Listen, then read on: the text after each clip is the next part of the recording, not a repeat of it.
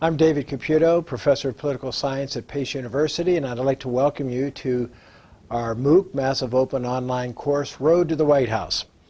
This is a discussion today of something that is unusual, is very different, and we know that during various political campaigns, sometimes things happen that no one can control for, and one has to respond to it. And what I'm referring to, it's now this is being taped on February 17th, 5 days after the announcement of Justice Scalia's untimely passing. I want to talk a few minutes about the political implications, but before I do, just two side comments. One, I find it interesting that both the Republican Majority Leader, Senator Mitch McConnell of Kentucky, and the President, in their initial comments about Justice Scalia's passing, immediately went on and talked about the political implications, and Majority Leader McConnell saying that there would not be any hearings and he felt there shouldn't be any nomination, and President Obama indicating that he would be sending forth a name. I found both those sets of comments to be a bit unsettling. Regardless of how you feel about Justice Scalia, his body was barely cold, and people were already involved in partisan politics. I think what that really does say to us today is how deeply divided the United States is and how partisan the politics are on most things. Second thing I would just say, I commented on this when I first heard the news of the finding of Justice Scalia, discussion about his dying in his sleep, apparently of a massive heart attack. I was a bit surprised there wasn't an autopsy. Not in terms of a conspiracy theory, just the opposite, trying to dispel any conspiracy theories that may come up about some sort of foul play and so forth. That decision was made by the Texas judge who's responsible for that county, and we move on from there. Now let's talk for a few seconds about what the impact of this means to the nominating process. You see all the Republican candidates, to a person, indicating that they feel that there should not be a nomination, and if there is a nomination, the Republican-controlled Senate should not act on that nomination.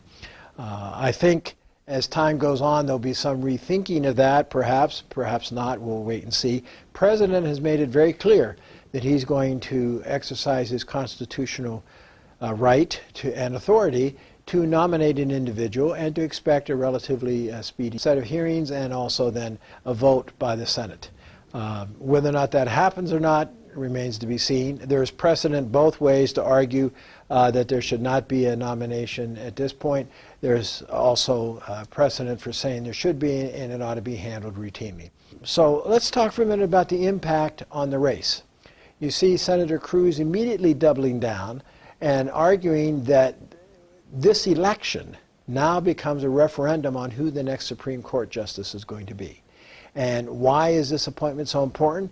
Well, two reasons why. Justice Scalia was part of the normal 5-4 split, conservative moderate split, and liberal moderate split. More importantly, he was also the voice of conservatism on the bench. On the court, his particular opinions, the way he conducted himself during oral arguments and so forth, really framed the conservative viewpoint. And so regardless of who replaces him, I think the court dynamics are going to be different. I'm going to leave the court dynamics and so forth to judicial experts. I want to come back to the political implications for the presidential race. As I mentioned, Senator Cruz has emphasized the fact there shouldn't be any going forward, and that the election now becomes a referendum, and therefore conservatives have to be very concerned about who the appointment is. On the other side, Democrats, I think, feel that this is a chance for President Obama to nominate a liberal justice, and a justice who would carry that particular mantle of thought, that particular perspective onto the court, assuming that they could be confirmed. So, current position, Republicans are softening a bit now. Some of the Republican senators are beginning to soften a bit their position. There shouldn't be a nomination, saying there should be a nomination, and if there is, the Senate is likely to hold hearings. Senator Grassley, who chairs the committee that will consider the nominee, has indicated that he wants to see who the nominee is before he makes a decision. That is different than what he said a day or two earlier. So I think the Republicans, in the Senate at least, maybe got out too soon in terms of arguing there would be no hearings and they'd refuse to consider. I think that's a very difficult political position to take, given the importance of this, and also the fact that we do have a sitting president, and the president, even though he's in his last year, clearly under the Constitution has the authority to make a nomination. Now there's another part of this which gets to be very interesting, and that is, what about the Republican senators who are up for re-election in 2016? There are a number of them who have to be concerned that if there's a political backlash against the party for not considering the nominee, then I think you might see some of them either perhaps not going towards the no hearing aspect, or perhaps at the hearing arguing for postponement. But I think for many of them, they would prefer to see if there is a nominee, and the President reiterated again yesterday he would have one in due time, probably in the next several weeks to 30 days from now. This becomes an issue for those sitting senators who are seeking re-election. Republican ones especially, as well as the Democrats, but especially the Republican ones. So this will be an important issue to watch. Now, here's an interesting sidebar on this. All right, so you're a Republican senator, say from the state of Illinois, and you're concerned about independent votes there. Well, perhaps the best possible scenario for you is to, in fact, have a hearing, and then when it comes to the full floor for confirmation, to vote against the individual because they're not conservative enough. So there's a lot of gamesmanship going on here. It'll be very interesting to see.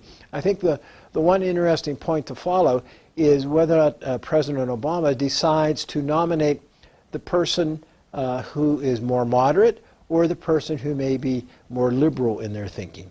I think a moderate to conservative person might in fact have a chance to be confirmed by the Senate, because the Senate Republicans have to be thinking about a very important thing going forward. Right now they control the Senate. They can decide whether or not the president's nominee is confirmed. However, they also have to be concerned about what happens after this election. If they win the presidency, their assumption is that they would be able to control the nominee in the nominating process and be in much stronger position to make sure it's conservative. But what if they lose the Senate? If that is possible. Not likely, but possible. And more importantly, what if they don't capture the presidency? And either Senator Sanders or Secretary Clinton end up to be president, then they're faced with probably a much more liberal appointment to the court. So they're not exactly home free in terms of their political thinking. So watch as this develops both on the Democratic and on the Republican side. It's unfortunate, regardless of how you felt about Justice Scalia, it's unfortunate that this type of calculus, political calculus, enters into what is a very tragic event, and that is his passing. Thank you.